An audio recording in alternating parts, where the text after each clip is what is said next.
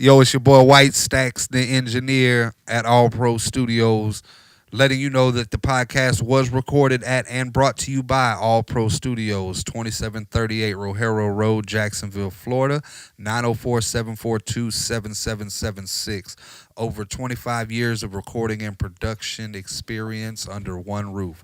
So give them a call to set up your next session today, 904-742-7776. Carter on the beat. Yeah. Dreamers, I'll fly. So like, a nigga be high as fuck, man. Like I really be on that Cali shit though. And like in a situation, I just ask one thing. Please don't blow a nigga high. Don't blow my high.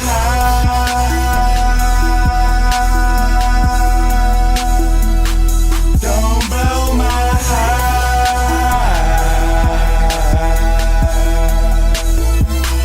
Don't blow my high.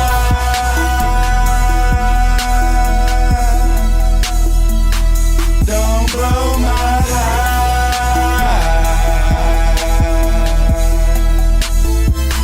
Don't blow my high. Nigga, don't blow my high. I done smoked too many of them J's. I'm so far up in the sky. Floating and I feel real good. Cooler like a real nigga should.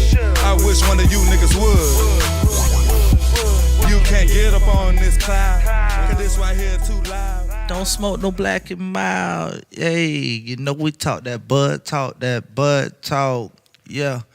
This is Justin Plains. Hey, your boy White Stacks. And this is Bud Talk, a Stoners Lane podcast. We here for episode 3. Bitch. It's January 28th. Bitch. Saturday night like we normally do it. Nah. What's happening, man? Boy, I'm motherfucking tired. All right, so to start off, the track you heard playing was entitled Don't Blow My High.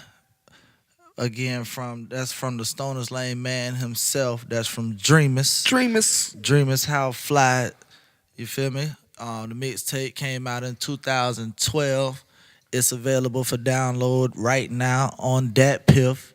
You can find it on Dreamers How Fly's various social media pages, the link to his mixtape, but otherwise you can go on DatPiff and type in Dreamers, like the word dream, Dreamis, all one word, Dreamers. That's his name. You type it in, that's the only thing that's gonna come up is the Stoners Lane mixtape.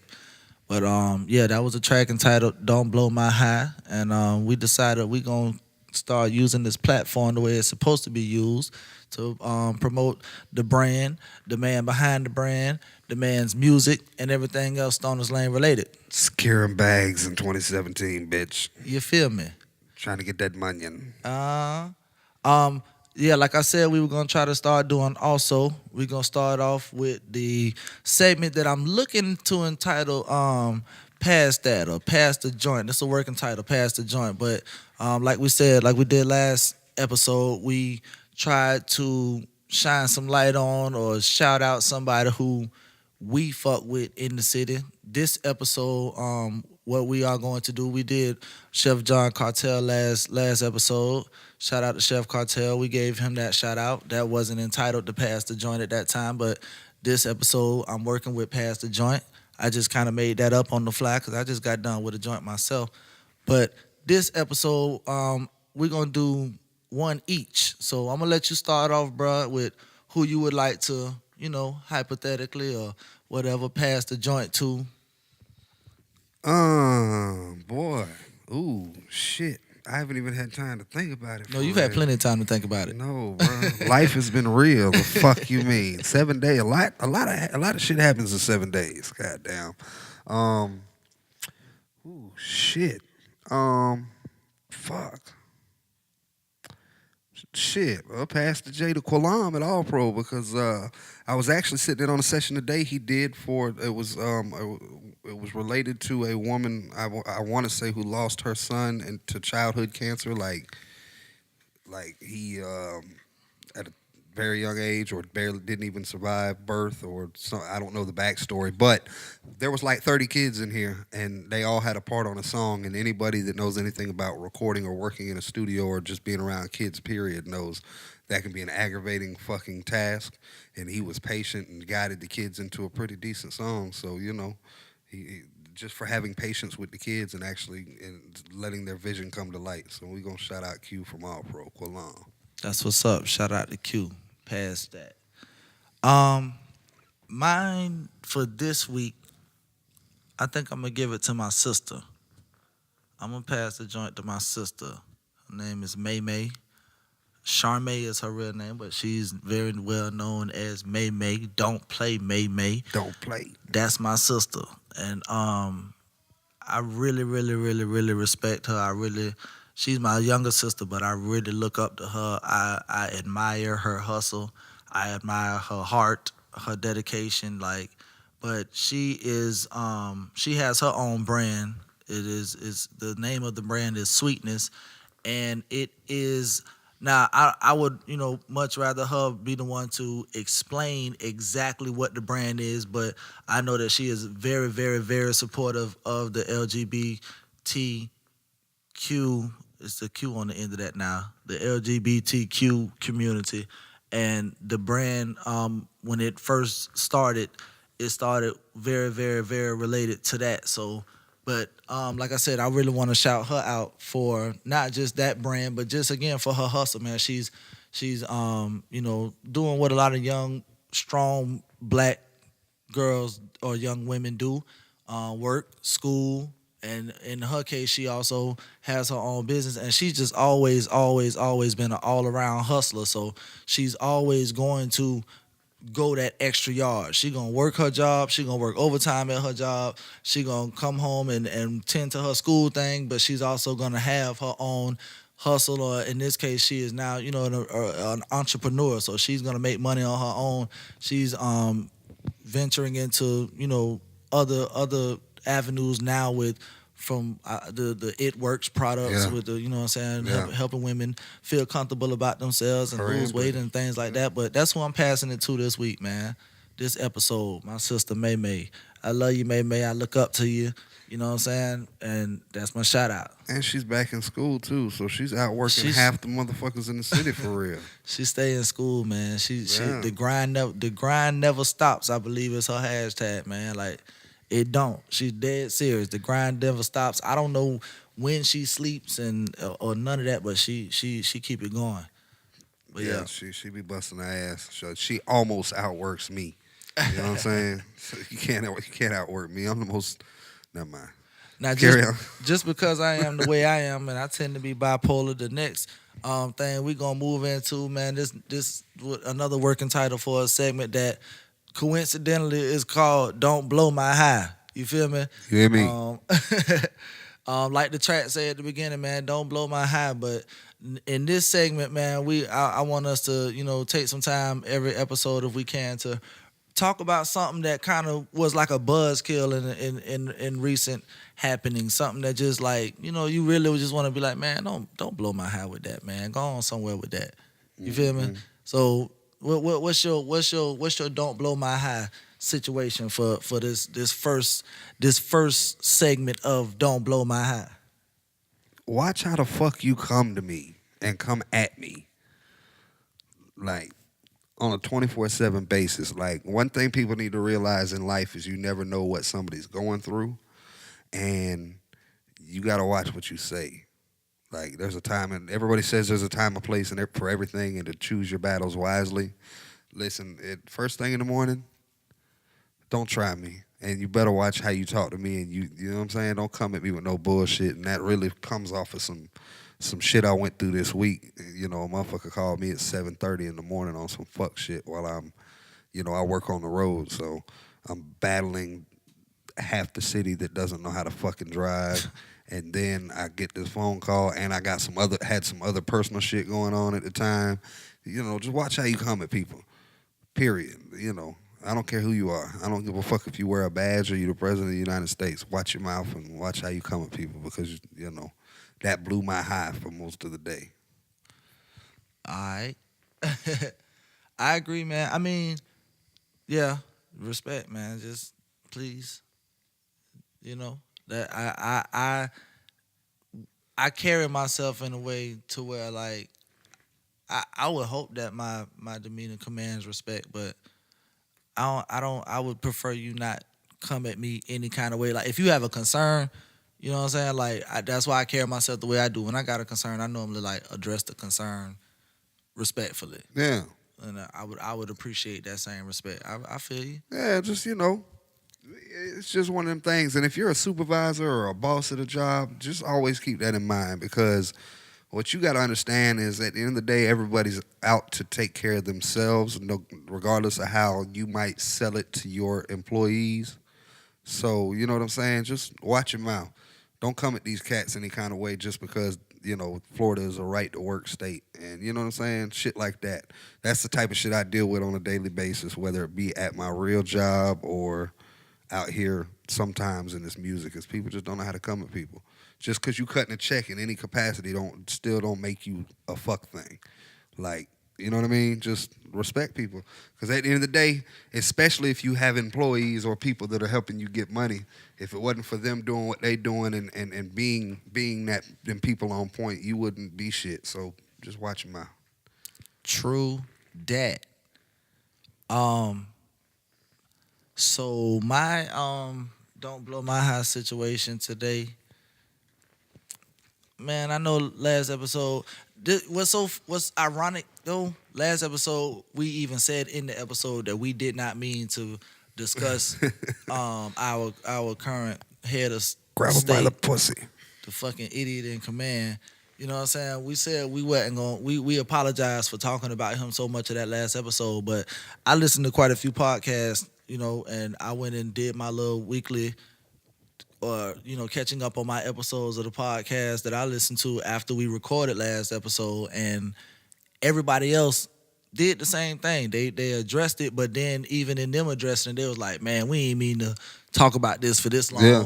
And they did it. I watched Real Time with Bill Maher on HBO, so I watched that most recent episode. Like, he talked about him, and he didn't apologize for talking about him, but he was like, kind of the same thing about it's just a lot of it right now. But that's my don't blow my high for this episode actually involves him still though. It's the 28th, and he's been in office for one motherfucking week, and he done spent the whole week pretty much blowing a nigga high for real, man. Like for real. This shit is really crazy. Like this is beyond even what I thought it was gonna be. Like he really done sat down and just went to executive order. Hey. And he's making more of a mockery of the situation than the people who are making memes of him. Like, they're making memes of him holding up like a book of Pokemon cards and shit like that, or holding up like a drawing, like a little kitty ass drawing he just did. But that's the attitude he has about it. Like, look, I signed another one. Yeah. This shit crazy. This man is literally in office signing executive orders that are divisive. They're malicious. You know what I'm saying? Like in the news right now, the man done tried to ban Muslims from our country, and as a counter to that, you know what I'm saying? His country's starting to ban American or U.S. citizens in their countries. Yeah. So like. This shit finna get hostile, and I don't. That's blowing my high for real, man. Like, bro, you ain't been the president for a week. You not shaking shit up. You finna fuck some shit up. And the sad part is we live in a country that doesn't take care of the veterans that go and fight for the luxuries they claim are luxuries that we have in this country. And now you fixing to make a whole lot more wounded veterans and wounded warriors, because it's going to get to that level. Oh, man. And, again, with that, we can go on. I mean, I know we're going to talk some more about it, because I got some more about that I wanted to say. But, that's really just my don't blow my high, man. Come on, man. Don't blow my high with this Trump shit, man. Like, somebody please wake me up and tell me that this shit is not happening for real, like somebody step in and say, all right, we've had enough. Like we're not gonna keep we're not gonna do this. For real. Like this is how democracy works, man, to where we really elected this man. Like somehow the process allowed this man to like be in office for real. I don't understand that. So check this out. I'm gonna tell the room like Damon just actually got up and stepped out. He engineering the session, the goddamn podcast, but he done left. It's all good though. We're gonna keep it rolling. But yeah, like this man is in there, and he's not just in there posing and taking pictures and shit. He's in there doing shit, and there's people standing behind him watching him do it. What the fuck is wrong with y'all? Why do y'all have to let this man do this dumbass shit? Yeah, right. My thing is though, it's crazy. Like the shit he's signing is malicious and hateful and disrespectful and just fucked up on all accounts. But he's the first president to get elected and actually begin to do what the fuck he said he was gonna do. For real. Well, like straight out the gate. Like, let me get. Hold on, hand me that pen. He's signing paperwork. Yeah. But you know what like, I'm saying? Like I've seen it said already, that doesn't guarantee that he can allocate funds to what he's saying. You know what I'm saying? Like he can say like, yeah, we're gonna do this, but nah, you got to tell where that money gonna come from, and you can't just it's people in charge of the money. You feel me? But what I'm saying is the people that are in charge of executing some of these actions, who are right up under him, who are part of his cabinet, they just as fucking screwy as he is. Or otherwise, they're just going along with the dumb shit that he's doing. They're supporting it. You know what I'm saying? Like, I don't get this. I'm not the most politically inclined, but it got to be more of a process of checks and balances. Somebody got to be in this bitch saying, no, we're not gonna do that. This presidency is gonna be Dumb and Dumberer too. Bruh. And why the fuck you haven't signed an executive order to have something done about the water crisis in Flint, Michigan? Yeah. How come none of this paperwork you signing is to help anyone? Or to mandate, as much as some of our listeners might dislike police and law enforcement and first responders or what have you, mandate a certain amount of police presence and actual preventative maintenance, or mandate something for the homeless. Like, don't you something. Like, I would like to see how this is going to work out if it gets to the point of deportation, because I don't know an airline in this country that's going to be like, you can load our plane up with people you're trying to deport, and we'll fly them 13 hours to their country. Like, how you know what I'm saying? Like, you didn't think this through, bro. Like, you really didn't think this shit through. But see, like I heard it say, man, like the building the wall thing, with him actually trying to move forward with building that wall, out of the three main promises that he was campaigning on, that's going to be the one that he's actually able to show these people who he tricked. Like, that's going to be the only one that he can fall through with. He can build that wall and kind of save face. Because somebody's going to eventually tell them he can't kick all the Mexicans out.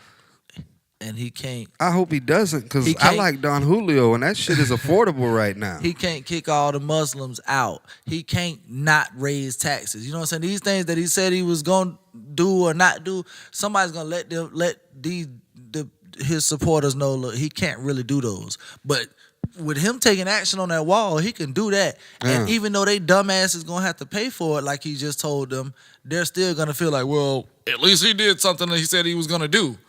Like, no, that's not how this works.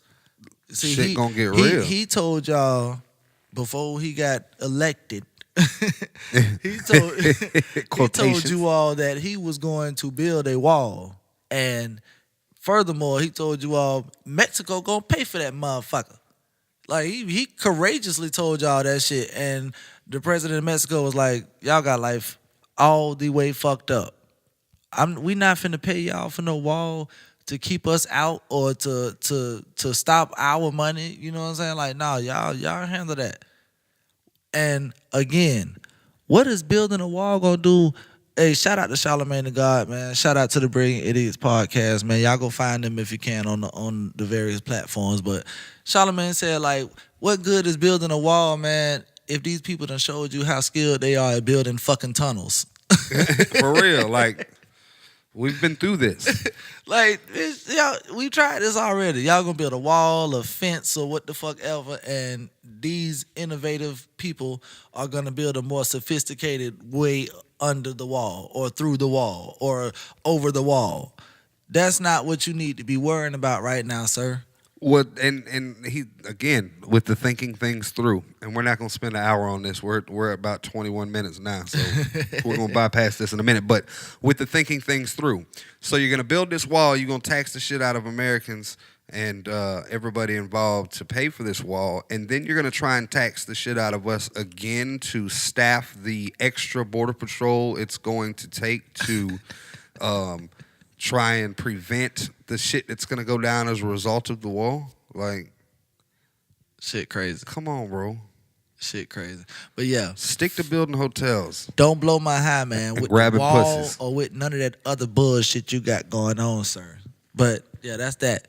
So yeah, weed news for this situation. We ain't got no segues, no transitions. No. I'm not even reading anything off of a list or a note or nothing. Like, I'm just trying to remember what I said I wanted to have incorporated in the podcast. But I did say I was gonna try to keep people abreast of certain weed news. I do have something that I want to touch on that's local as far as weed news is concerned. Some cool shit that I just heard recently is that a medical marijuana company did obtain the license to open a dispensary in Jacksonville, Florida. Us being a Jacksonville, Florida-based brand, this being a Jacksonville, Florida-based podcast, me being a native. I've been here 27 years. You know what I'm saying? Like, that's big shit for me. Amendment 2 was real big for me. And now hearing that there's going to be a dispensary in my city is big for me. So I got to get my shit together, man. I got to go ahead. I got to get my medical marijuana card, and I want to see what this shit be about, because I've been buying my marijuana in the street for, you know, as long as I've been smoking it, and I've been smoking that whatever a nigga told me it was. I'm ready to go get the shit that I like out the store. I'm ready to say, yeah, let me get that OG and know it's that OG. Legit. You For heard real, me? for real. Or if I want to try some new shit, it's because I'm looking at it on the menu or in the catalog, or, you know what I'm saying? Like, that looks good. Let me get a bud of that. Taste of please. that and a taste I'll of take that. a gram. You know, add that to my order there. But yeah, I'm excited about that, man. And again, I know it's medicinal at this point, but all this just really gives me hopes for the eventual push for recreational, to where the recreational users can go into the weed mart and get everything we need. You feel me? For real.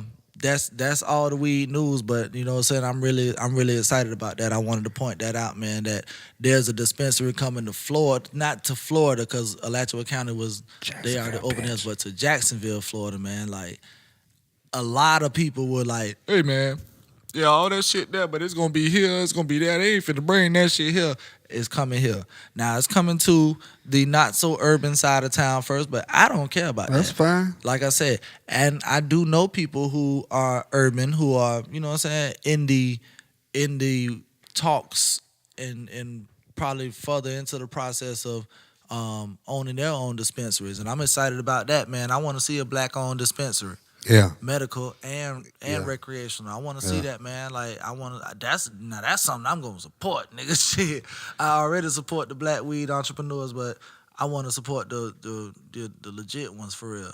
Well, and you know, I had a discussion about the dispensaries with somebody, because we've, you know, as things have progressed in the country, I'm out every day during the week dealing with people all day, all over the city, and what I was telling them is they were like, everybody's got the same idea when it comes to this legalizing marijuana. Every city or state or jurisdiction that's screaming broke can be millions in the positive in 5 months of legalizing it for recreational.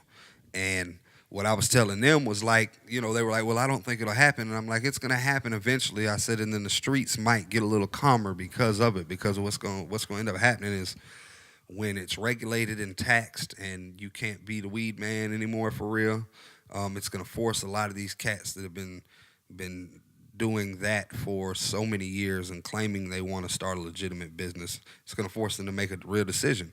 Like, do you want to continue doing this illegal shit, or do you want to dump your money into opening one of these dispensaries or investing in a grow operation, or, you know what I'm saying? So I hope that can be the case. The reality of what I know and what I've seen in a lot of states, see, with this shit being federally prohibited for as long as it has been since, I believe, the 20s or the 30s, part of the reason for it in this country, you know what I'm saying, has been to hurt the black man. yeah, A lot of black men have done a lot of time in prison. A lot of black men are still doing a lot of time in prison for nonviolent crimes, and many of those nonviolent crimes are involving possession of marijuana. And in a lot of the cases, it's minor amounts of marijuana, dog. Yeah. And a lot of the black men who have, you know what I'm saying, ventured into the world of selling marijuana, regardless of how they got there, by the time they get there, or by the time legal marijuana gets to Jacksonville, by the time the business of legal marijuana gets to Jacksonville, these men got records. yeah, You know what I'm saying? They either had a record which forced them to sell marijuana, or some of them chose to sell marijuana before they got a record, and they ended up with a record for either possession of or sales of marijuana. Like, they got a felony on over their some record. weed. Over some weed. And in a lot of the places where marijuana is legalized, they don't even allow felons to work in the industry. Yeah. So it's gonna be. it's kind of fucked, you know what I'm saying? Like, so it's an industry that arguably the black man created, but they're not gonna be any parts of the first people who really reaping the benefits of the industry. But to your point, I agree that legalizing marijuana for recreational use and legalizing the possession and cultivation of marijuana will encourage more young urban youth to get into probably things like horticulture. You know what I'm saying? Like, a lot of us have interest in botany or horticulture, you know what I'm saying, just gardening and growing things, but the temptation to grow marijuana is always there.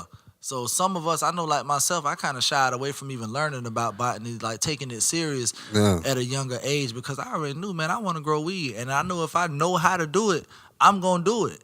And I probably would have ended up in some trouble behind it. So I know for a fact that if it were to be legalized, I would pick that up as far as a hobby, but just as an interest altogether. Like, I want to know how to cultivate it. Yeah. And they were also saying that legalizing it on that level would we need more growers in Florida. Period. Yeah. For the industry. If the industry going to come to Florida, we need more growers in Florida, because they're very, very limited with the licensing. But if they allow more people to obtain the licenses and those people get to cultivate marijuana, they say that adds to the genealogy of weed. Like, the genetics changes. Like, the weed grown over here would be different from the weed grown in Colorado and the weed grown in Cali. And they need that for the culture. They need that, you know what I'm saying, for the medicinal culture, for the recreational culture. So we need just legalization of that shit to happen some way for those reasons, like you say, for it to encourage people to get into something else, something more positive than violence and just being defiant, or what it looks like as defiant. Because most of them is just, that's an enterprise-minded person. Yeah. Those people who out there running these drug organizations, not all of them are operating on violence. You know what I'm saying? They really trying to, they keeping this business moving, but in that business, in the street, in the underground world, like, there's also a business in coming up off of these illegal businesses. Like, jacking is a real industry. Yeah. Motherfuckers is out here like robbing dope boys for real, robbing people who are doing something illegal, because who you gonna tell? You can't. Yeah, what you gonna So call bullies on me? a lot of these people who running these organizations got to protect themselves from that. But they ain't out here really just running their organization based on violence. They running their organization based on what they're selling. Which, speaking of the streets, like, the whole code of the streets done changed, and I think like moving away from the weed subject though, I think that's part of the reason why like shit is so crazy, especially in Jacksonville right now. When you got 16-year-olds shooting at each other in certain areas of the city and that shit is normal, that means that the OGs ain't OGs anymore for real. The OGs is dead or in jail. And it ain't that they not being OGs. Like I say, from the 80s to the 90s, a lot of people's OGs were getting locked up and getting sentenced to astronomical amounts of time in prison. I guess I phrased it wrong, but what I mean is back in the day, if you were, if there was a cat that was on the block that was running things or doing what he does, or multiple cats, and they saw you taking a wrong path or a wrong turn in life or just out fucking off when you're supposed to be at school, they gonna tighten your ass up real quick. And you know what I'm saying? So there really was a village raising a child. Now the village is full of thoughts and fucking club goers and like shit is really starting to get crazy and it's really starting to show there's a lack of structure across the board. You know what I'm saying? The village got disrupted before we was born, but just it was another epidemic. It happened at another alarming rate after we were born. In the 80s and the 90s, the village got disrupted with the drug laws that were targeted towards black men. They pulled them out of them homes, bro. They, like I say, just like they pulled them off the streets. It's been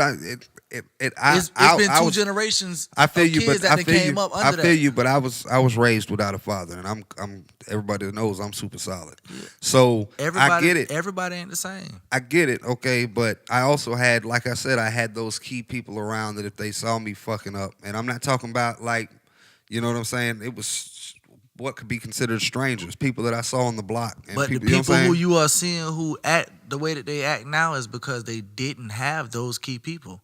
That was the whole point of my conversation.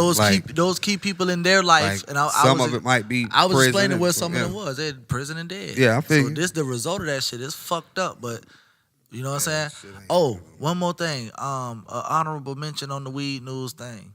I did hear very recently that the person who is, I guess, being considered to head the FDA.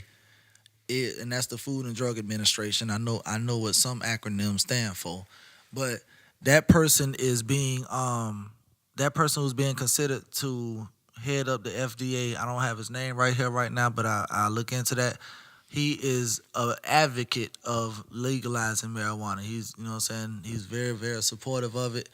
One of the reasons why weed is still on the Controlled Substance Act or the list of harmful substances is they claim that there is no real evidence that there's any medicinal properties. Like they don't have nothing stating that it's of any medicinal use for real. And even though there's a lot of people saying yes the fuck it is, they don't have it coming from their people, a credible source, you know, in their opinion. The DEA don't have it coming from a credible source. So, and what they say is the FDA, that's what the DEA be saying. Well, the FDA hasn't said that it holds any medicinal value or properties. So it's about to get said, bitch. It's about to get said because, you know what I'm saying? Like I say, Dog is an advocate of it, and they will be able to then have these studies that show it. You know what I'm saying? So, well, you know, the FDA up to now, the only thing that they will approve is anything that's putting millions of dollars in their pocket or anything that's got side effects that will kill you. So, you know. I would like to believe that, but shit, that marijuana would be putting millions of dollars in their pocket if they were to approve it. No, I'm talking about that seed money, and we're not talking about growing. You know what I'm saying? They don't call it bribes. I don't know what they call it in the political arena, but if it ain't a little kickback or some upfront, it's not getting approved. And if it can't potentially make your kidney fall out when you take it, no, they don't want to approve it. So, you know. Nah, but I'm excited about that too, man. Like I say, I'm glad we got a dispensary coming here, and I'm glad that somebody who got some fucking brains and who supports the legalization of marijuana is about to be in a position where he may be able to expedite the situation. He may be able to influence that recommendation to go from the FDA to the DEA. Like, hey, look, we actually do think, you know what I'm saying, that it not only does it hold medicinal value, that shit holds economic value. Bitch, move that shit off that list. You know what I'm saying? Like, hey, but anything, look, what's happening this last week? anything is literally liable to happen. So I don't know how to feel about that shit. I think the only scary part is the only scary part about if he gets in there and it gets federally accepted is now banking institutions will be able to accept proceeds from marijuana sales because it's no longer federally illegal, right? So the financial structure will get large and just blown out of proportion again, and then what happens? Do we get another recession because everybody with a white collar is mismanaging money again, or you know what I'm saying? Like shit like that still scares the shit out of me because that's what happened with the housing boom, and you know what I'm saying? It was just a ridiculous amount of money floating around and a bunch of bullshit. But we'll see. I'm ready for it to happen though because I'm sick and tired of when I'm riding with somebody's riding with me. People that know me know that I drive like a bat out of hell because I'm not, fuck it, what you gonna give me a ticket? Pull me over. But when I got a homeboy that's got, a couple grams of loud in his pocket and might have a warrant or something and he's riding with me, the warrant is the warrant will get discovered, but the weed mainly. I don't want to be driving like an asshole and forget that my homeboy put weed in my center console or in the cup holder, or he got a sack of weed in his pocket and get pulled over. And I don't want any of my dogs to go to jail because of me. That shit sucks. I'm gonna just say that, man. Like, I've never hurt anybody for no weed. I've never hurt nobody because I was high on weed. You know what I'm saying? Like, but I've been treated as if I was a danger to society for having a already rolled up joint. Yeah. Like, not a trunk full of the shit, not, you know what I'm saying, oh, he's got weed and he's got an artillery in here and he's got, thousands of dollars in dirty money. Like, I ain't had none of that. I've been locked up for just minor possession. You know what I'm saying? And it's just like, bro, that's a big inconvenience for okay, the common argument is, hey, you don't want to go to jail, don't break the law. I mean, cool, but look at what the law is. Look at what this is that's illegal. Something, that I just got in my car with me while I'm on my way home from my legitimate job. Yeah. I'm on my way home to my family, and luckily there have been situations where I've been able to call them, but I know there's been people who don't get to call their people and let them know, hey, I'm not going to be home tonight. And I know I got off at 10:30, 11 o'clock at night, and you expect to be home. I'm the breadwinner and this, that, and the third. But I'll be home in the morning when I can bond out, or when somebody finds out I'm in jail, or that's amazing, man. Like, they got to fix that, man. Like, well, and I've got friends that have experienced the same thing you have, or had the same amount of weed in your situations. And it's really like it's the officer's discretion. You know how certain cops are assholes and certain cops are just like whatever. Yeah. I've heard cops, and I've heard people tell me stories about cops saying like, "I'm not fixing to take you to jail for this bullshit." Oh, I've been let off the hook a time or two. Yeah, but I've been taken down more than I've been let off. Yeah. But there's and it's crazy because all the signs are there, like we need to go ahead and legalize this shit and get the ball rolling, but everybody just plays dumb because when law enforcement doesn't want to do their job because of marijuana, that should be like a signal. Hey, maybe we might need to just go ahead and maybe it's not as bad as we think it is. It's really not. But it's really not.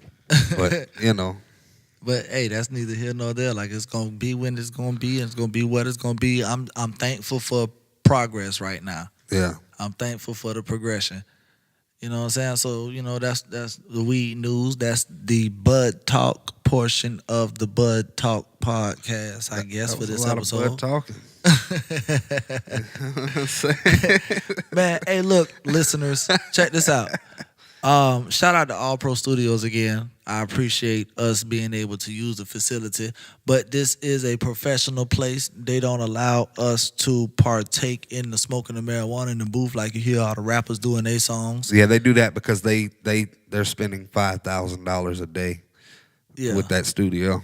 And again, we say this podcast is brought to you So we gotta follow their rules. Buy All Pro, like literally. Don't worry about what the hell we paying or not paying for this shit. But for that reason, you know, I got to do my thing before I come on.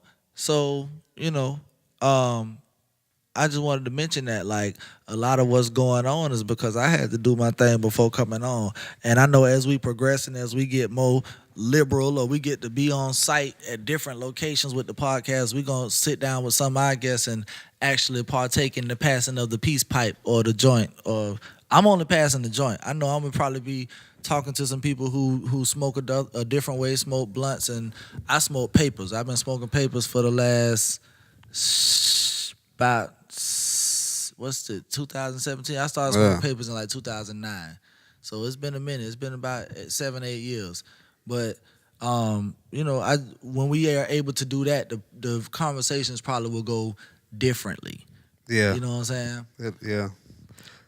But hey man, now I hear you a DJ now. Is it safe? Is it safe to say?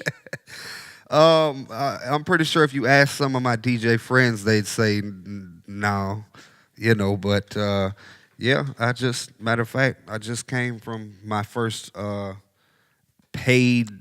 You could consider my first paid DJ gig as the DJ.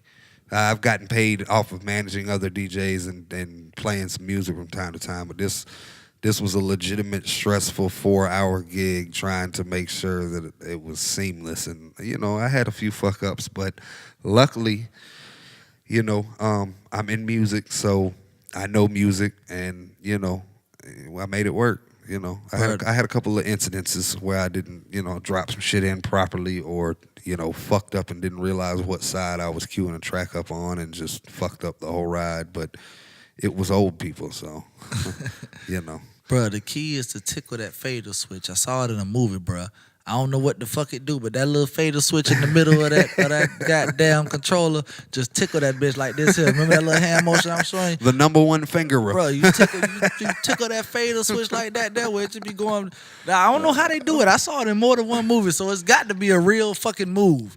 You tickle that fader switch, bro, they gonna believe you the rawest DJ out there. I don't know how they gonna hear it, but the people who see you doing it, like, you see what he doing with his fingers on that switch up there? How the fuck he do that? See, and I'm not really good at scratching. And when I was decent at scratching, I was using I don't know what the model number is, but Technique made a turntable that was a CDJ. They were like one of the first ones to make a turntable that played CDs but was heavy like a vinyl turntable. Okay. So you could really, for technicians that really do scratch like that, it had the same weight as the wheel on a vinyl turntable. Okay. And I was good back then practicing that shit and, you know, fucking with that. But this digital shit, there's no drag, there's no resistance. And, you know, that's part of why people stick with vinyl, because of the resistance from the turntable. So, I'm more of a program DJ, I guess you can say. I know, you know, I'm a beast with the cues and the transitions and the blending, and I'm going to get better. Luckily, I kind of came up around the whole DJ scene, so, you know, when I wasn't entirely drunk as shit back in the day, I was actually learning a thing or two, so it made it a little easier to ease on up in there. But I'm more comfortable in places where I'm playing dirty music. Like, you know, if I can play if it would have been one of our type of demographics, that shit would have went a whole different route. But it was still good. I mean, shit, they gave us, they cheered us and was clowning with us when we was packing up, walking out the door. Like, they were satisfied. So they were satisfied, and that bag got brought to me as soon as we turned the music on. So it was a good night, and I ate. It was an envelope. Not a bag. It was an envelope. All you do is spin records. That's the bag from now on. That's all you do. From now on, Blue, you ain't nothing. From now on, call me Billy. Dollar bill. I got a contract between me and you. You do what the fuck I say. So shut the fuck up. No, but yeah, it was good. You know, I'm just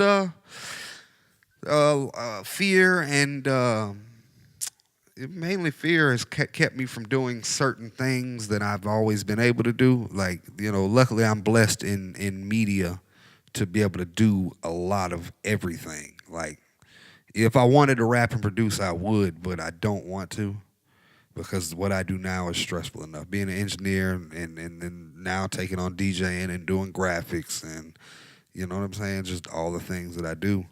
You can't rap. You bro. know, all right. The only reason I didn't pursue rapping in any way was because You're white. Eminem won. Like Eminem won. True. Like it's over. I'm not saying you can't rap because you're white.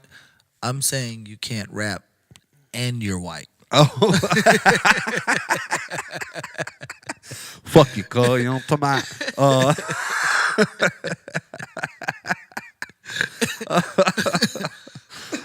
But no, yeah, like that's just never been a pursuit of mine, and I don't have the patience to produce because I don't, you know, the whole Fruity Loops era and Reasons era and shit like that are producing. That's dope because some of the sounds are crisper and you can do more manipulation, and you know, so that the digital era is cool. But I'm an analog-minded person, so when I try to make a beat, I've got a keyboard hooked up to Pro Tools and I'm trying to play everything out. I don't want that automated fuck shit. You feel what I'm saying? True. Because that's part of the reason why UGK records are so powerful and you know, Tupac records and people like that are so powerful because it was played out. It was real shit. It wasn't somebody using a mouse to click some dots on a screen and push and play. So I don't have the patience for that shit. You know. I feel you. And I really don't have the time. My dog, you know. DJ, we ain't No, worked out his no, DJ I'm name not. yet. You know, it'll probably never be a DJ name. It'll just be music by White Stacks. Alright. White Stacks is gonna be. Hey, the don't brand. give him that. Don't give him that. You know what I'm saying? Don't give him that yet. That's But you know, we'll see. It's just something. You know, if people want to pay me to come play music, then I'll do it. And you know, part of the reason why I've been around in this city for as long as I have, and in this region, is because I've always been the guy to try and facilitate everybody's budget. So when you might not be able to afford a Shab or a Cap or a Swag, but you got a $100 or $150 or $200, or you know what I'm saying, a few $100. If you can't afford a $500 DJ, then I'll be the $300 DJ. You feel what I'm saying? True. Like, you know, everybody deserves to enjoy those aspects of life and entertainment without having to worry about risking a rent check. You feel what I'm saying? So, you know, that's really why I'm doing it, and I enjoy being that guy. Like the only reason I taught myself how to do graphics and taught myself how to really actually DJ a set and stuff like that is because I want to be that guy that is working for an artist who gets signed to a label, who gets 3 or 4 checks from that label because I'm doing everything that y'all would usually outsource to get done for this artist. You feel what I'm saying? Yeah, I mean So, that's been the key from what I heard. I Yeah. haven't experienced getting multiple checks for wearing multiple hats, but Yeah. I've seen a lot of people get into that. Well, either you know what I'm saying, like that's how a lot of artists get these artist deals or these label deals with certain record labels. It's like, nah, just give me the money, and I'm going to develop artists under my imprint. I don't need to reach out to your specific producers or A&Rs or all this extra shit. Like, no, we got that over here. And I don't need you, and we don't need your graphic designers. We None don't of need that your shit. engineers. We don't need your promo team. We don't need your promo team. We don't need your DJ. Only thing we need from you is to press and distribute, because that's really the only deals that people are chasing these days is P&D deals. So that's all we need. The rest of those checks that you would cut to a graphic designer and to a DJ and all that, just send them checks to me. I'll make True. sure it gets done. True that. You know what I'm saying? True that. I'm good. Just press up the promotional materials that I design and send to you, and that's it. And can keep pressing them checks up and putting them in my motherfucking mailbox. You know what I'm saying? Like, that's my only goal for real, is just being able to have that option. And then, you know,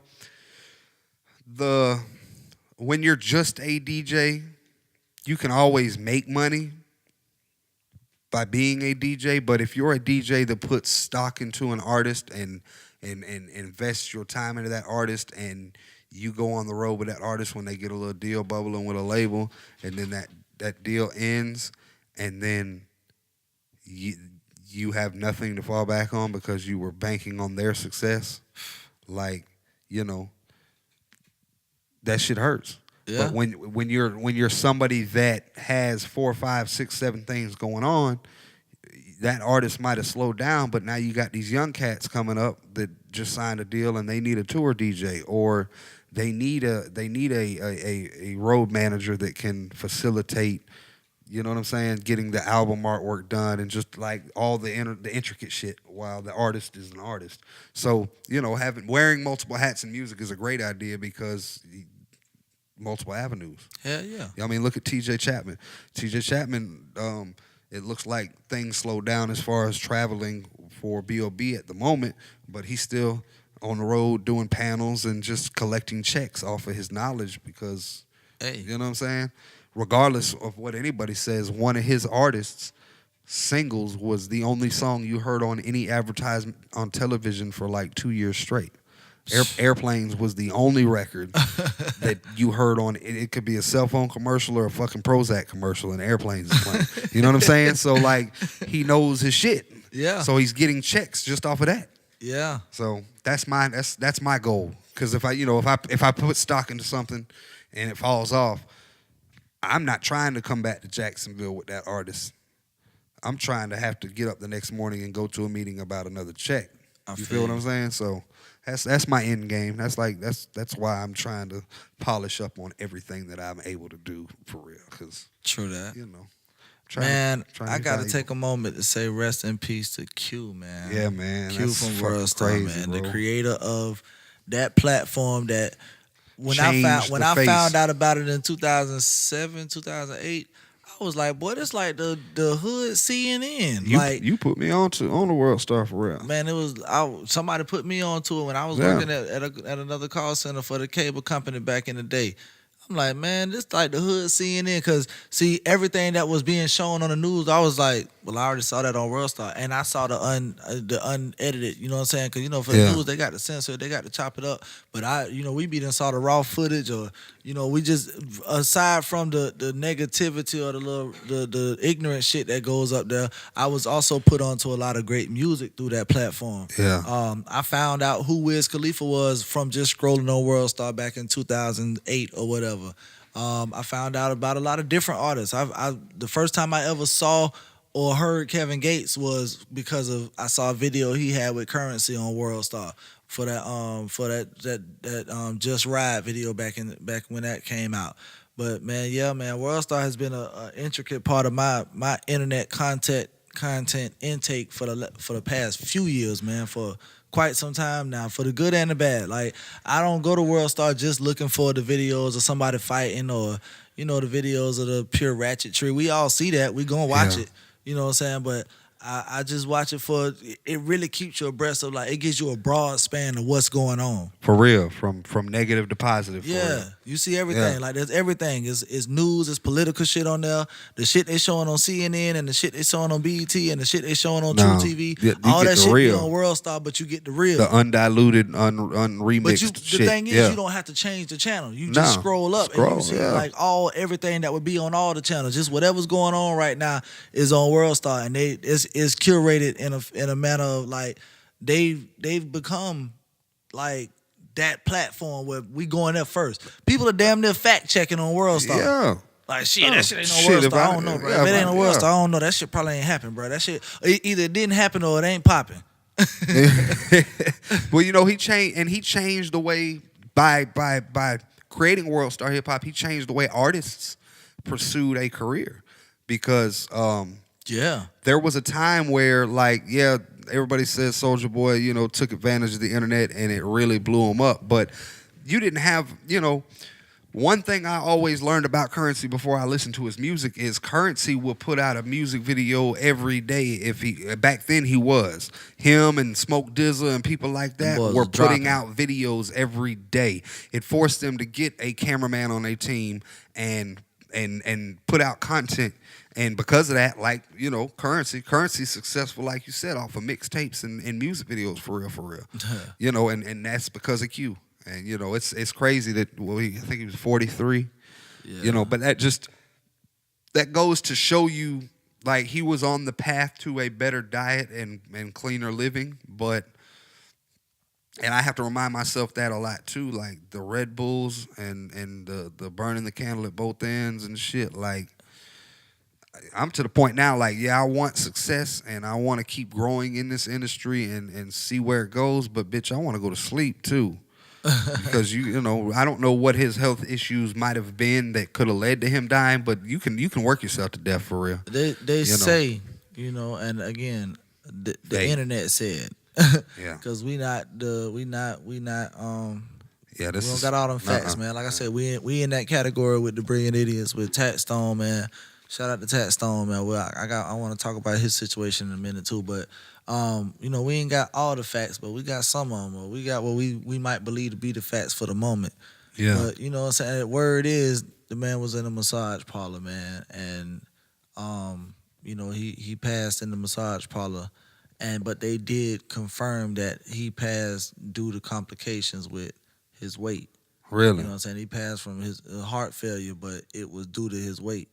Really? You know what I'm saying? See, So, I saw it, but I didn't have time to read up on it because of my work schedule. But yeah. I saw the other follow-up story where they were talking about he was trying to work on his weight and go to, you know, convert his life to cleaner eating and all that there. But so Shit, serious, man. You gotta take care of yourself out here, man. I ate 2 salads today, goddamn. You feel I'm me? surprised I ain't sleep. When I brought up the situation earlier about us not being able to smoke in the studio, I wanted to bring up the fact that me and my fiance just had went out to eat prior to us prior to me coming up to the studio for us to do this session. And you know, we just did something light, had some sushi, I had some sake, she had a drink, but shit, I had a salad there. I had a salad for lunch earlier today. I ain't on no real big all the way health tip. I ain't working out like I should, but I do try to, you know, balance it out, man. I try to eat a balanced meal, and honestly, these days I'm trying to eat less of the unhealthy shit and more of the healthy shit. So I'm probably moving more towards that myself, you know. that's my goal eventually. Like the only proteins I want are fish and turkey for real. And I think very they turkey. call that a pescatarian diet. That's what I'm know. looking into, the fish and fowl diet, like where you just eating fish and whatever bird. Yeah, bird but of choice. more vegetables and fruits than anything. You know, like I'm cool with getting a like vegan one protein shake or something like that. You know what I'm saying? I don't have to eat meat. Yeah. And honestly, when I choose not to, and I'm on that tip of just vegetables and salads and fruits and shit, I get a lot more done and I need a lot less sleep, and I'm getting fat as fuck, bro. Like I can tell by the way my jeans are fitting. Like the eating, the like literally, I touched my plate. Luckily, we had to come here to do this tonight because I didn't eat my meal that they made me at the gig today until 20 minutes before we played the last song. Damn it. And that was the first meal I had all day.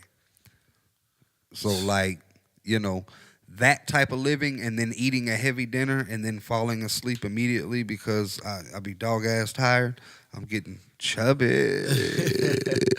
You know, so man, y'all I'm take on that, care of yourselves out here, man. Rest in peace again to Q, man. Yeah, it's terrible, I don't know. man. Hey, I want to say I don't know what World Star gonna be without him, but shit, look what It's gonna be Apple has great. been without Steve Jobs. You Isn't feel me? today the didn't it premiere on World Star Television? Didn't it premiere on MTV2 or VH1 today? I wish I knew the date. think- And honestly, when I first heard about World Star TV, I was anticipating it, and shit, I don't even know what date it's supposed to start or whatever. Yeah. So man. I mean, it's still hopefully it'll live on, and hopefully they don't fuck it up. You know what I'm saying? Hopefully Q was a smart businessman on that aspect by having somebody in play that would handle it and keep maneuvering it like he did. You know what I'm saying? Because I would hate to see that die with him for real, because that's just, you know, that's the urban community's TMZ for real. You feel what I'm saying? So, that's what I'm saying, yeah, man. and the hip hop community, That's yeah. how ETV, man. That's it all. That's the CNN. It's all of it, bro. Like if World Star dies, I'm throwing my iPhone away, bro. I don't even fucking need it. I'm going to get me a fucking track phone. Like, I don't need it no more. Damn. I'm done. Hey, on another note, you saw the New Edition movie? No. Yeah, me neither. All right, no. next thing. But did you see hey. if the memes are fucking ridiculous, Shit bro? crazy. Hey, I do want to say shout out to Woody, man. Shout out to the actor who played Bobby Brown.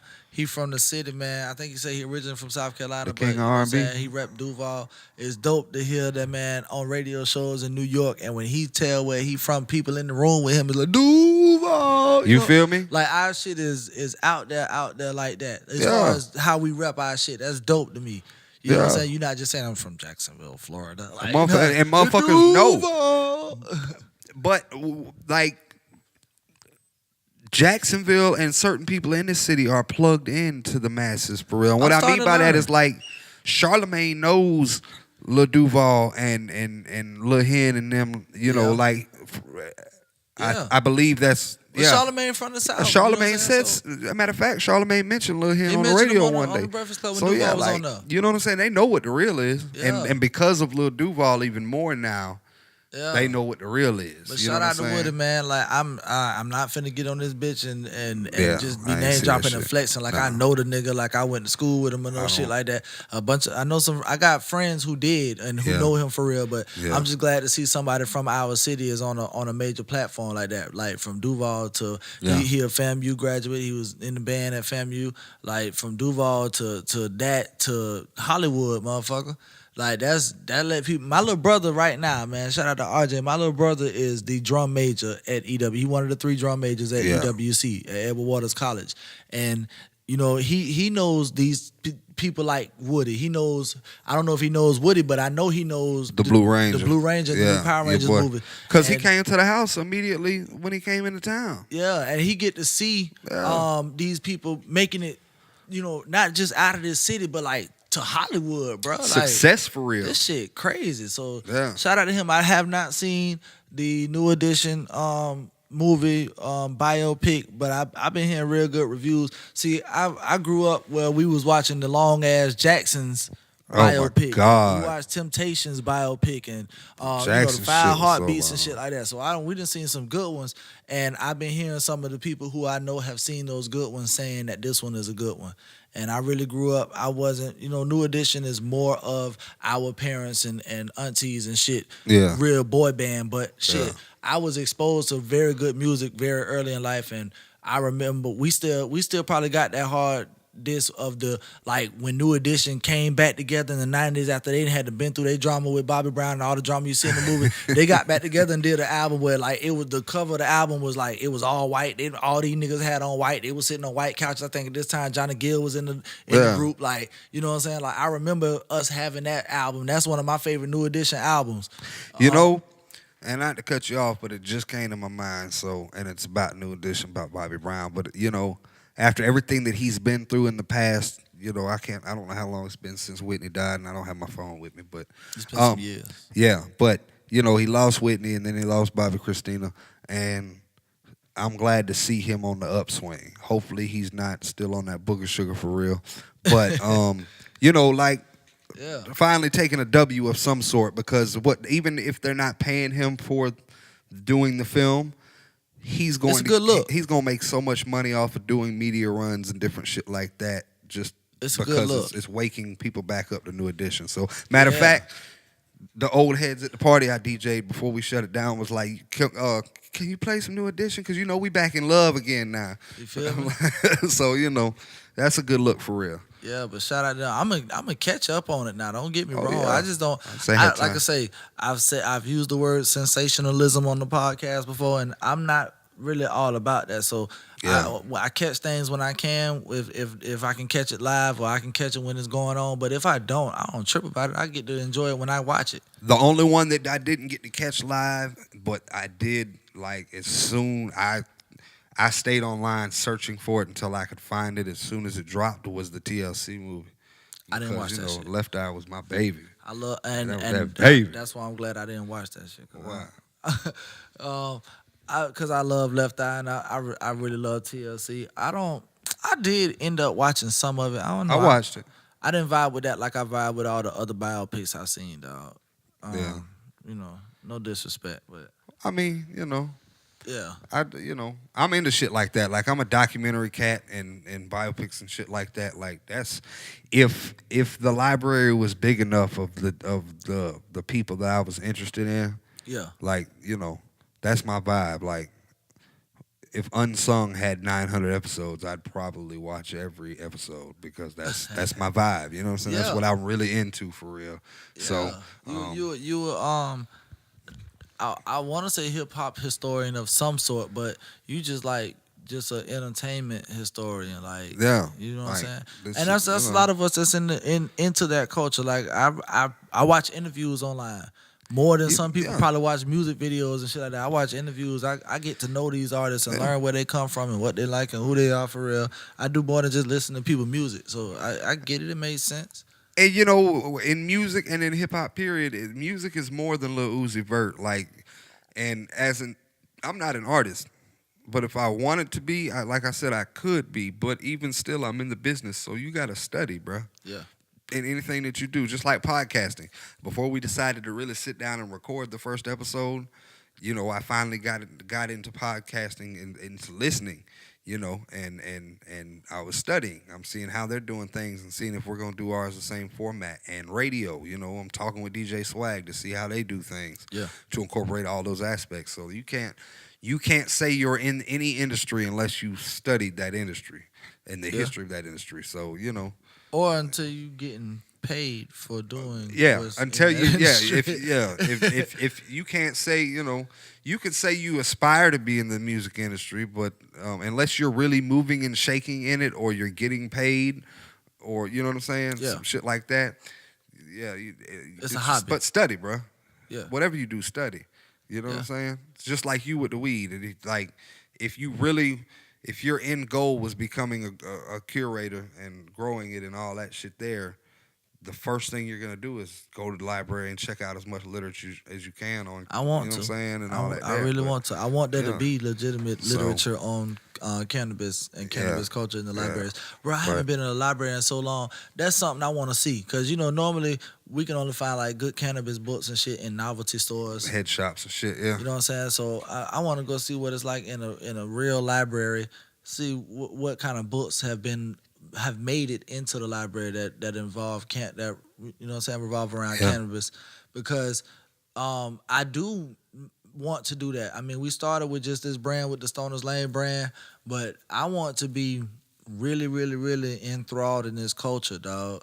I want us to have a creative space for us to do this media thing that we doing with, you know, having our platform to promote the brand and the culture, the lifestyle. But I also want to be in the lifestyle, like, and if it got to start from the seed, from us cultivating marijuana, learning on the grower side, to the end stage where it's like the retail, where we selling the weed or we selling the merchandise and the apparatuses and the other novelties. Like, I want to be involved in all that shit in some way, because I like it like that. Like, that's it's a lifestyle. Not to sidetrack you, but talking about the merchandise and the tools for marijuana consumption.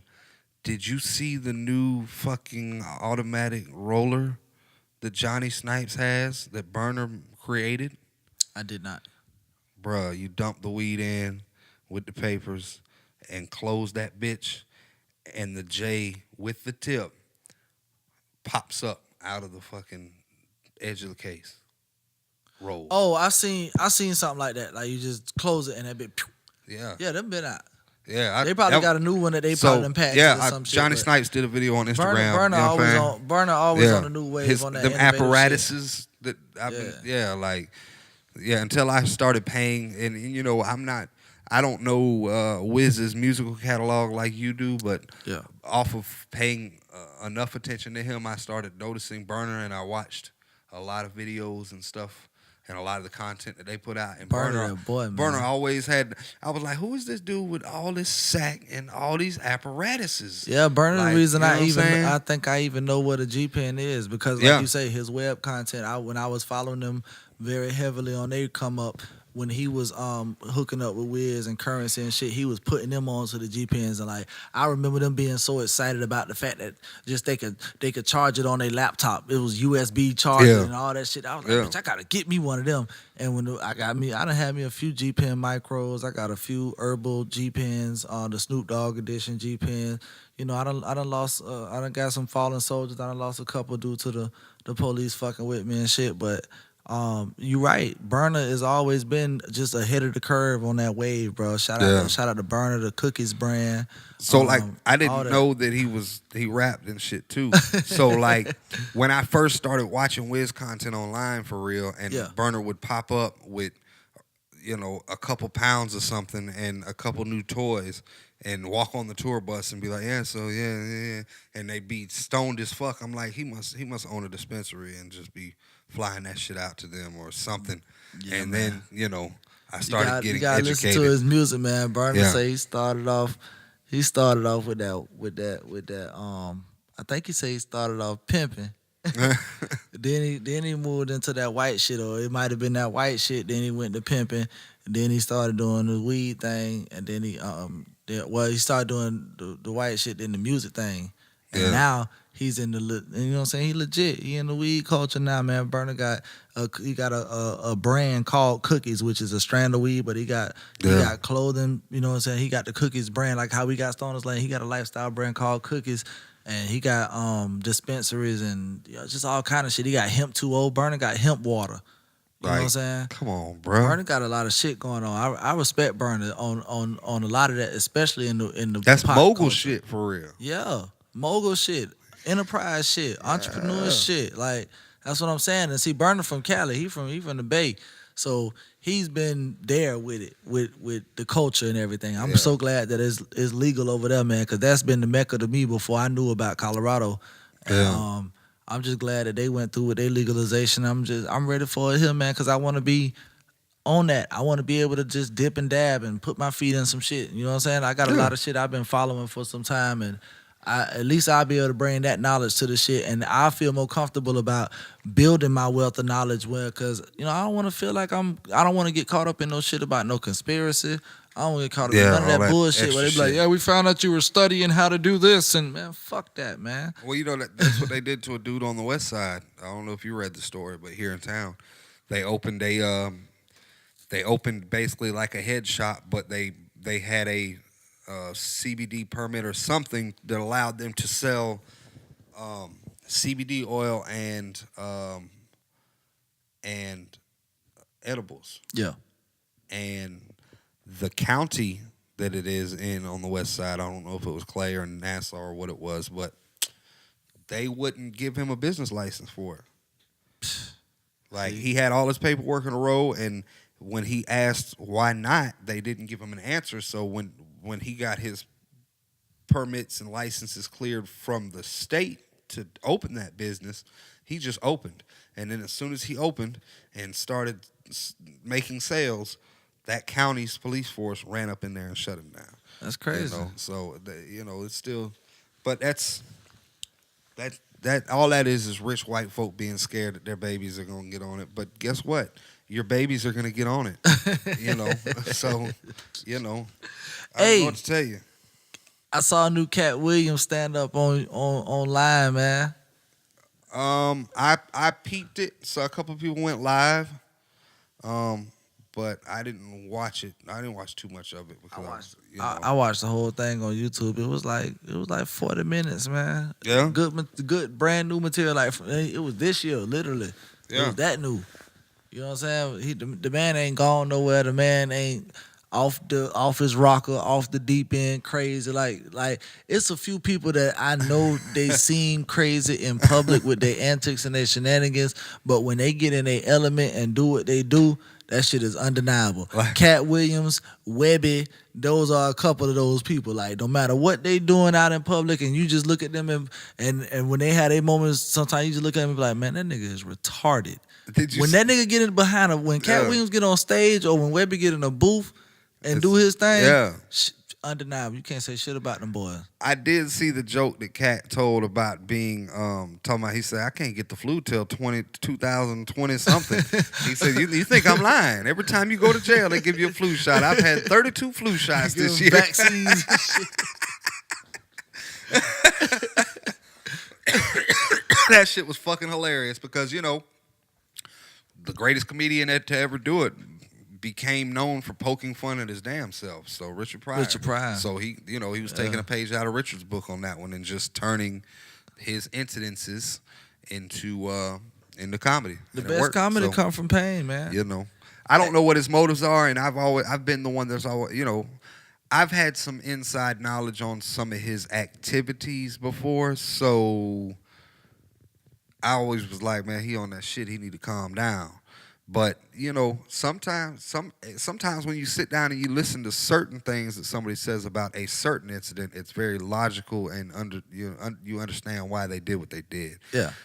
But you know, I think there was one out of the 32 times that Cat went to jail last year or whatever that it made sense. You know what I'm saying? So, but hey, man. But you yeah, know, man, Cat is back. You heard me? Hey, I'm glad. I I'm just glad hope- to hear that shit. I want to see now. Of course, what I saw was probably some cell phone footage, but I want to Yeah. see like an official, you know, Hour what I'm or saying, two. special or whatever. you know, hopefully Netflix will reach out to him and try and put some money in his pocket because they're really spending money in the stand up arena Yeah. right now for Yeah. real. You know, Yeah. Shout out to all it's these streaming platforms. yeah, Is giving that us are, all this that are, content, that are man. muscling up for real. Netflix exclusive content, Yeah. Amazon Prime exclusive content. Man, y'all subscribe to these little streaming sources, and you know what I'm saying. Like, I appreciate what I'm paying for with what for Netflix and other little various little streaming Yeah. avenues and shit like that. That shit raw. Yeah, cause I'm not a regular TV watcher anymore, and that's part of the reason why I haven't seen the New Edition movie yet because I'm good. I watch Netflix. And honestly, realistically, since the last time we recorded, bro, I haven't really had time to turn on Netflix. Yeah. I've been that busy and that consumed with what the fuck's going on. So, you know, since we're doing little shout-outs on the entertainment basis, shout out to the fact that Dave Chappelle got 3 hours dropping this year. man. You bitch. It's the year is here. We just gotta did. wait on it. We learned about You that before feel we me? started recording podcast. Period. Yes. So, but yes, Yes, hell God. yeah. I'm so happy and what's crazy, what people didn't realize, and I think a meme made me realize it is, you know, when he did the whole Africa thing and had to get away from the industry, Yeah. he was offered $60 million. Yeah. He walked out. And He walked out on 50. It was like 50. He walked out on 50. Yeah. And Netflix is giving him 60. Yeah. So he still ended up winning without having to be stressed out with the Chappelle Show and Yeah. the powers that Without be having to in sell his soul, Hollywood. like they Yeah. say. You know what I'm saying? You know, and if you're wondering what we're talking about, people, if you can find Inside the Actors Studio, watch Dave Chappelle's episode. Yeah. Trust me, That it'll man said he change your couldn't life. keep compromising his integrity for that shit. Uh-uh. And that was that show was his idea, but it just, you know, some things get bigger than you and they get beyond you, man. And Yeah. you got to decide that you're gonna keep riding with it while it transforms into some shit that you had never even seen for it to be, or you just gonna step away from that shit. That He man was stepped away from he that was shit. under immense amount of pressure, and it was sleepless weeks. It wasn't sleepless nights, and it was the man. You know what I'm saying? It was just the demand and the man. Like, He showed the world Yeah. he wasn't gonna do what they thought Cassette Michelle did to herself by performing for Trump. yeah, like That man say, I don't give a fuck how much money is on the table. I'm not doing this shit no more, man. and you know what he said? He said his father told him a long time ago, if decide what's too much, and if you get offered that number, get out. And Yep. he was like, thus Africa, and he lit a cigarette. That was the most I remember that epic shit. point of that episode. You know what I'm saying? Yeah. So, but yeah, I'm so happy for him because he disappeared. You know, don't get it twisted. He disappeared and he was still racked the fuck up Yeah. because he flew a private jet for that Inside the Actor Studio interview. And did you see the money he pulled out of his pocket when he had to pay old boy them? Oh yeah, yeah. That was hundreds the size of 7 iPhones stacked up in the box, bitch. No, but you know, I'm happy because he got to come back on his own terms. Yeah. You know, he did That's what it's he about, sold out man. Radio City 3 nights in a row, and then was doing pop-ups, and then shut down Saturday Night Live. Like, that was a Chappelle Show takeover. Yeah. And now That shit was Chappelle's Yeah. show again, dog. Yeah. Like, on the ultimate network and scale. You know what I'm saying? that shit was So, epic. yeah. That shit was epic. So hopefully he'll take them 60. And Is it gonna be you know. 3 stand-up specials, or is it gonna be like a stand-up special and then, you know, a Chappelle show type of show? Like, I want to know what it's gonna be. I think it's the 3 article I read that said they agreed to 3 hours. 3 But So 3 hours, 3 hour-long hour specials. Yeah. So, but I guarantee you, when the first one drops and the streams go up and the subscriptions go up on Netflix, I'm pretty sure that They gonna pick him up for something. He gonna get a show. He gonna develop another show for Chappelle Netflix. show. What the All hell? these people revamping their brands and you know what I'm saying, coming back into it because they not trying to get picked up and syndicated by TV as much as like, bitch, I can get this streaming money and get on one of these streaming platforms and they get more creative freedom. You know what I'm saying? Like those platforms like let a lot more shit get on than TV does. From a monetary and a royalty standpoint, it's doper with the streaming sites because when an artist gets a song placement on a TV show or a creator creates a TV show like Seinfeld, they still get paid off of reruns of Seinfeld. You have to wait on the networks and the subsidiaries to air that to get a check. Yep. Versus people clicking on the shit. Clicking on the shit. And some people, like, if you're like me, certain things I'll watch for years. Yeah. You know what I'm saying? I've got movies that I watch to this day that I've seen 100 times just because I like those movies. So same thing with a stand-up special. You know what I'm saying? Yeah. So people might, you'll get more money, more residual income off of the streaming because there's tons of people out there like me that'll watch shit. I do it a couple man, times shit, we over, do it at you know the what I'm crib, saying? man. Yeah, like- my fiance watch Family Guy episodes on Netflix like Yeah. every day. Yeah. Like that's what she go to bed. So she cut Family Guy on that shit play. Yeah. You know what I'm saying? Like so I feel you. Yeah. Shit. So it's a winning situation. I'm happy. Shout out to Chappelle. You feel me? I remember I mentioned Tat Stone earlier. Tat Stone, a podcaster from New York. He got the Tat Season podcast. Man, I don't know what the fuck going on with all that shit up there, but apparently he been implicated in the Troy Ave shooting. Which one? That took the. Oh damn, you right. The first one. Okay, the one club the shooting. one that ended up also Yeah. like taking the life of his security guard Banger. Okay. But yeah, they somehow That was the done- one where T.I. was in the building too, wasn't Yeah. it? Yeah. But apparently they done found Tat's DNA on the gun that they say, you know, the one that we saw Troy Ave shooting in the video. Yeah. They say that the way that they put it, they're like, you know, there's billions and billions of chances that the DNA that was found on this part of the pistol was from that of Tax Stone. They use his real name in the shit I was reading, but of Tax Stone and Troy Ave, they use his real name, and Banger, they use his real name. Like they were saying, like there's billions of chances or possibilities that the DNA found is from these three people than it is of Tax Stone and two other unknown people. Basically, Yeah. you know what I'm saying? They're just saying like, look, chances are this is DNA. We found his DNA on this part of the gun, and the parts of the gun that they say they found Tax Stone's DNA on was, you know what I'm saying, basically coinciding with saying like he shot the gun. Oh, okay. And they saying that when he shot the gun, those would include the shots that took Banger's life, that ended up in Troy Ave being shot and Banger being killed. And they saying that they found Troy Ave, you know, DNA on parts of the gun too, and they found Banger DNA on parts of the gun. But they said where they found Tat Stone DNA at was on a part where like he had to have handled that firearm before it came in that building. You know what I'm saying? Like they found his DNA on the magazine, like under the I got ridge my of the gun. magazine. Yeah, they found this shit like here, inside of here, shit like that, like on the part where that you got to load up into the gun. So, you know, they saying like, yeah, he had possession of this gun like earlier in the night. He's the one who possibly bought this. And now they also trying to connect them to, of course, you know, in New York, you ain't supposed to have no gun, period. So they also saying the gun was purchased out of state. So they Crossing tied- state lines with a weapon. and he a predicate ammunition, felon. This man already got 2 felonies. So it's just it's sounding in the media like a real bad situation for the man. And I, you know what I'm saying, being that I don't know what the fuck going on, and I'm a fan of his podcast, man. I hope everything work out for him. The last I heard about his situation, he was out on like a $500,000 bond. Yeah.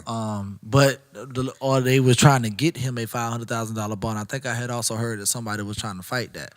You know what I'm saying? They were trying to say he a flight risk and you know he is a predicate felon, so they saying he need to be in jail till he go to court. But they trying to get the man a $500,000 bond. To be honest, I don't know what his stance is in that situation, but like I said, I just hope the shit work out for the man, for real, man. He try, whatever his situation is, he appeared to be trying to do something positive with his life. The man been on MTV on Charlamagne's show. Charlamagne's, standing for him on the podcast and on the radio saying like that, look, that was my man before this situation. That's gonna be my man after this situation. Straight up. He said they give him a bond, I'm gonna contribute to that shit. You know what I'm saying? Yeah. Like he's standing on that, and like I say, just from what I know about Tat Stone, man, I fuck with him. And I hope that shit work out for him for real. Yeah. And on another note, the nigga who's supposed to be fighting the other nigga in April. Yeah, that died quick, didn't it? No, but so I heard, first of all, I just so happened to see the young nigga on YouTube Live like a couple hours ago. He confirmed that the fight's still going down. He said it's going down in April. So, but apparently this nigga got arrested recently because of his last situation where he got arrested. Are we talking about Chris? Or are No, we Soldier talking Boy. about- When he got arrested because of flashing the guns online and all Yeah. that shit. That he was on probation. He was, according to his story, he was 3 days from being off probation, and so he got arrested. But apparently they didn't find the Draco, and the one of the guns they had found was fake. So he was able to work it out the way he got out of jail. But they went back and got his ass because one, I guess they did find the Draco. And that's a gun he just not supposed to have in Cali, period. But also they got him for apparently one of the pistols they found was stolen from a fucking police car. Bruh, you are Soldier Boy, tell him. You. Aside from that, you got all this fucking money. You got all these young men around you, man. Somebody got to be, old enough to somehow legally purchase a firearm. You got to be able to somehow, like, man, y'all can't tell me money can't get you nowhere. Yeah, I mean it can, but what I'm gonna tell you, the double-edged sword in a lot of successful people's lives in urban entertainment. And believe it or not, it's loyalty, because not all the time, but a consistent portion of the time, it's they homeboys that get them fucked up on some shit. Oh yeah. And then won't cop to the possession. Oh yeah. Or you know what I'm saying? Or it's Yeah. they homeboys that ended up stealing a pistol or buying a stolen pistol that was stolen from a cop. Yeah. And then now, because you're a Soldier Boy, you got to get arrested because they're gonna make an example out of you because you know what I'm saying. They say Soldier ain't from the hood, no. But you know what I'm saying. Like you got to make better decisions. Yeah, like Young Dro just went through a similar situation. Yeah. I'm not saying don't be loyal to your people, but you can be loyal without them living with you and compromising your success and stability. Yeah, man. You know what I'm saying? Like, fuck all that. And I think Chris Brown goes through the same thing. Yeah. And I think Chris Brown he has been altered as a result of his homeboys. You know what I'm saying? Because Chris Brown for the longest was that pretty boy that was soft-spoken and did his music, and that was that. And now he's shot all the way the fuck out. You know what I'm saying?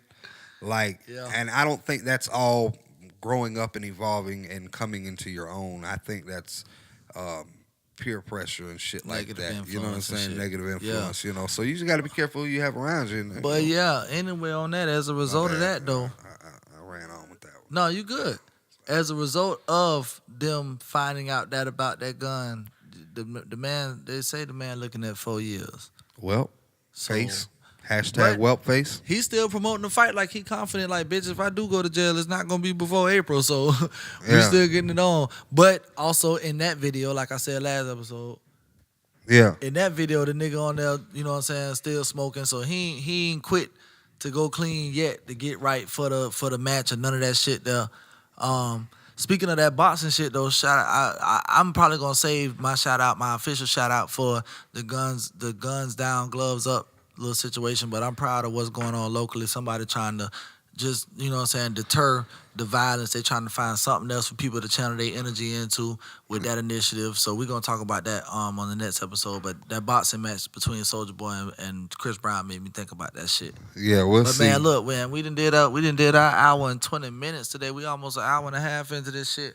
We're gonna go ahead and wrap this one up, man. It's midnight. I got some sleep to get. You know what I'm saying? I know you tired from your day. You had your first little gig. You know Yeah, what I'm man. saying? So we're gonna wrap it up. Again, we successfully done another episode of Bud Talk. We appreciate the continued support from the listeners. We gonna again try to hit you in the mouth with another one next week. You know, again, I'm Justin Plains. Contact information on White Stacks. Man, all right. Yeah, follow the podcast, man. Of course, you probably listen to this on SoundCloud, Bud Talk Podcast at SoundCloud. Follow us on Instagram, Bud Talk Podcast. Twitter, Bud Talk Podcast. Follow me on Instagram or send me a follow request. My Instagram personally is private, so if I don't know you, you might not get accepted, but you can try. That's High Life 904, High Life 904. That's just like that. It's all one word, no underscores. That's Instagram and Twitter is that. I'm Justin Plains on Facebook. The Stoners Lane pages are on the Facebook under mine. So if you look up Stoners Lane, you're going to find us. Stoners Lane _904 on Instagram. Stoners Lane 904 on Twitter. What you got going on? All right, well, before I do my contact information, big shout out to All Pro Studios, letting us do our thing in here and supporting everything we got going on from Stoners Lane to Bud Talk Podcast. If you are interested in recording at All Pro or receiving production or any of the services, call 904-742-7776 or stop by during the day at 2738 Rohero Road in Jacksonville, Florida. To get in contact with me, my Instagram, Twitter, and Snapchat are White Stacks, WHYTESTAKKS. 2 Ks. That was 2 Ks. That was 2 Ks. We don't do threes around here.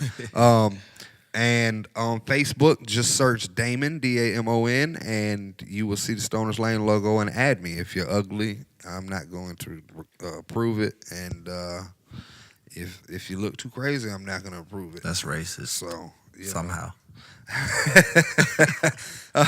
Steve Thompson will probably say that. Yeah, he'll find a way to spin that into being racist. Because he respects the brother man, not the other man. So as always, we genuinely appreciate everybody that takes time to listen and give us feedback. If you have feedback, advice, ideas, things you want to hear us discuss, email budtalkpodcast@gmail.com. Yeah. And support who supports you. We talk that Bud talk.